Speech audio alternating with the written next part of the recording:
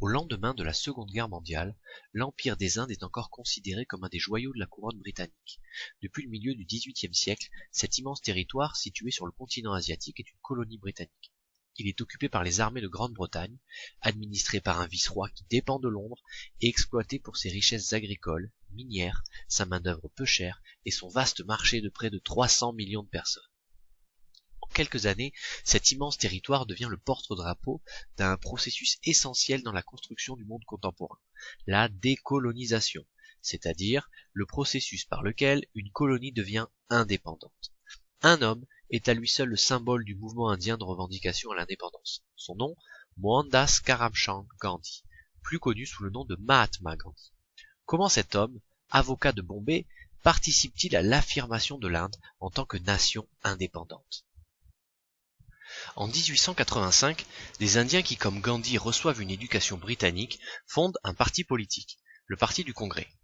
Celui-ci a pour objectif de donner une place aux élites indiennes dans le fonctionnement politique de la colonie.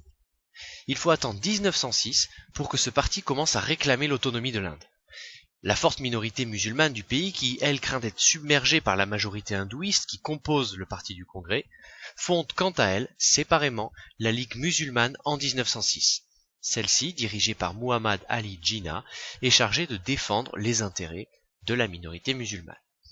Dans les années 1920, à l'initiative de Gandhi, qui est alors dirigeant du Parti du Congrès, les appels à la désobéissance civile se multiplient.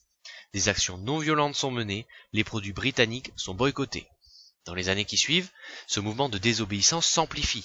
En mars 1930, Gandhi quitte son ashram au nord-ouest du pays et entame une marche de près de 400 km. Durant ce parcours, il encourage ses compatriotes à violer le monopole d'État sur la distribution du sel.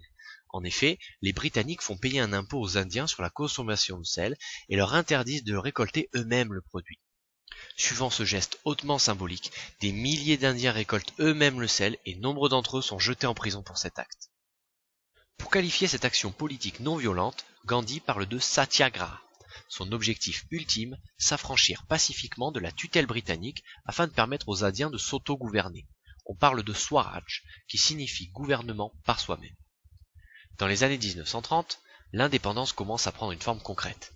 En 1935, l'India Act est voté et l'Inde dispose désormais d'un gouvernement et d'un parlement. Les Britanniques conservent cependant les affaires étrangères et la défense.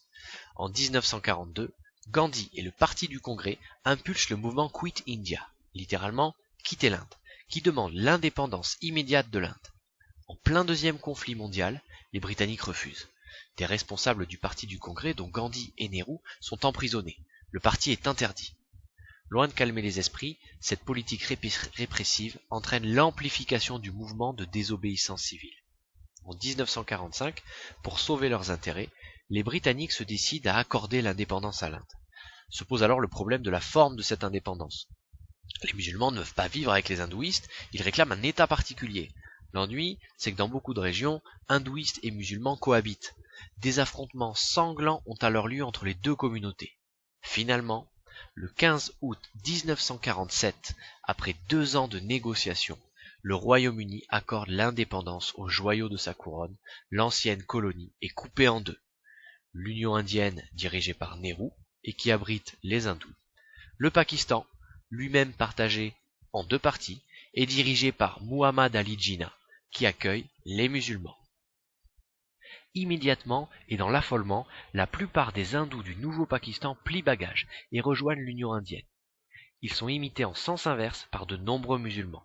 Entre 1947, date de l'indépendance, et 1950, 15 à 20 millions de personnes se croisent par-dessus les frontières des 2 nouveaux États, occasionnant au passage d'innombrables incidents meurtriers. L'Inde est indépendante, mais la région n'est en rien pacifiée. Par-dessus cela, le 30 janvier 1948, 6 mois seulement après l'indépendance, le Mahatma Gandhi est assassiné par un extrémiste hindou. L'Union indienne est née, mais elle est désormais orpheline. Malgré ses funestes débuts, la démocratie indienne mûrit et croît sous la direction de dirigeants remarquables, au premier rang desquels Jawaharlal Nehru, puis sa fille Indira Gandhi, première femme indienne à être Premier ministre. Moins chanceux est le Pakistan qui, État artificiel fondé sur l'identité musulmane, se sépare en 1971 de sa partie orientale qui devient le Bangladesh.